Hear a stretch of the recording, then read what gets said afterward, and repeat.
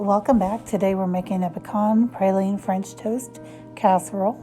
This is an overnight casserole. Alright, first thing I'm going to do is prepare the praline sauce. So I'm going to melt 2/3 of a stick of butter in a medium-sized mixing bowl. To that I'm going to add 1 cup of light brown sugar. And then I'm also going to add 2 tablespoons of real maple syrup. It's very pricey, I know, but it's well worth it. I only use real maple syrup in baking items. When I'm actually eating pancakes, I just use the fake stuff because I think it tastes good. But for baking, you really need the real deal. I'm just going to whisk that together for about a minute or so until it's nice and well blended.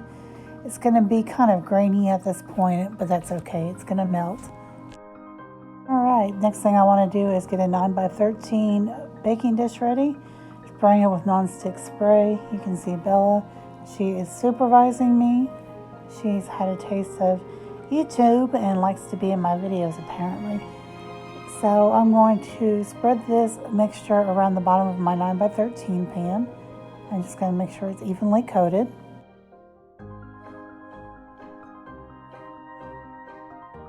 And next I'm going to sprinkle a cup of pecan halves on top of the praline sauce.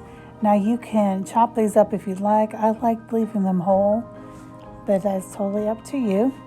And then I'm going to add my French toast, which is just French bread or Italian bread that I've cut into 10 1-inch pieces. And you may have to just kind of squeeze that in there a little bit. Now I buy day-old bread from Walmart when it's marked down to maybe 50 cents, and then I'll freeze it for things like this. It's perfect for stuff like that. Alright, once the bread is in there, I'm just going to put that to the side and I'm going to prepare the custard. And for that, I'm going to add 4 eggs. After I have thoroughly washed my hands with hot soap and water, I'm going to add 2 tablespoons of sugar, and I'm also going to add a teaspoon of teaspoon of cinnamon, and then 2 teaspoons of vanilla extract. And once I have that in there, I'm going to add 1 cup of milk. I use 2%. You could use 2% or whole milk. The recipe says that do not use skim milk, but I don't know. I usually have skim milk on hand. That's what I would have used. But anyhow, I'm just going to whisk that really well until it's all combined. And you're going to want to whisk this for a couple of minutes because you want to make sure it's mixed really, really, really well. And once I have that done, I'm just going to pour this over my bread mixture evenly.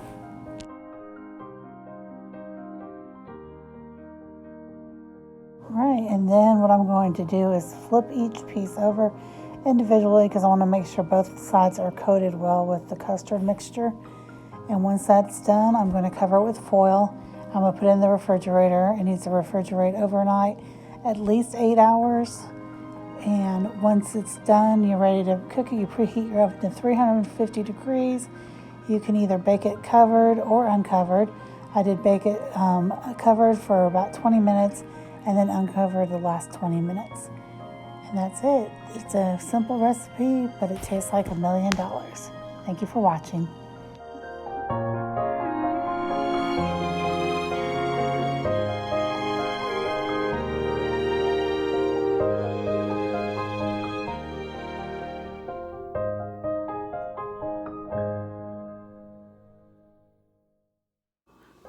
I hope you enjoyed this video. I love breakfast. I've talked about that several times. I like breakfast in the morning. I very seldom skip it. I like breakfast for lunch, breakfast for dinner.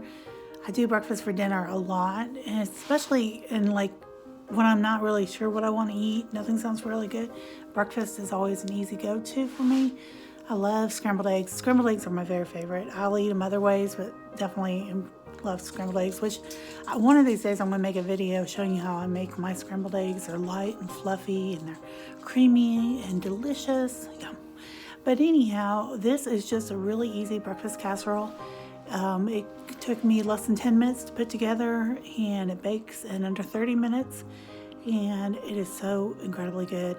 it looks like you put a lot of work into it because, you know, pecan praline sounds so fancy, but it really isn't.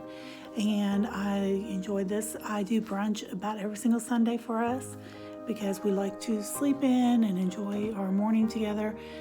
And so it's nice for us just to have a relaxing morning. I watch my church online, so I can catch that anytime on the replay on YouTube, which I'm going to link them down below. So if you don't have a church home and you're looking for one, this is definitely a good church. It's my church home in Mississippi. When this pandemic is over, I'll eventually go back to a physical church up here. But until then, I just make do with what I got. But anyhow,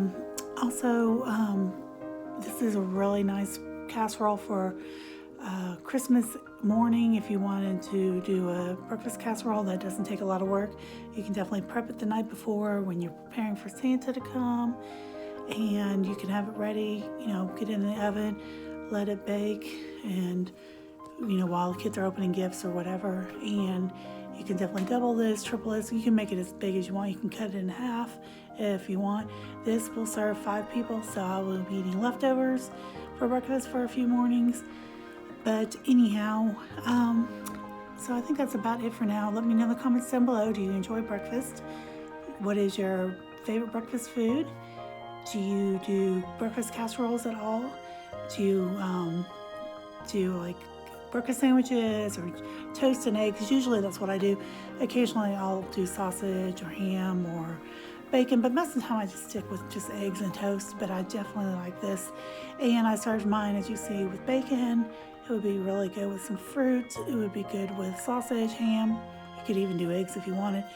But I think that's about it for now. If you enjoy this kind of content, or you just enjoy randomness videos, please consider subscribing. I'm trying to hit 500 subscribers by January 1st, which is my 3-year anniversary on YouTube, and I'm getting very close. And also, if you would interact with my videos, that helps me in the YouTube algorithms, gets me out there. But I guess that is probably about it for now. I hope you guys have a great day.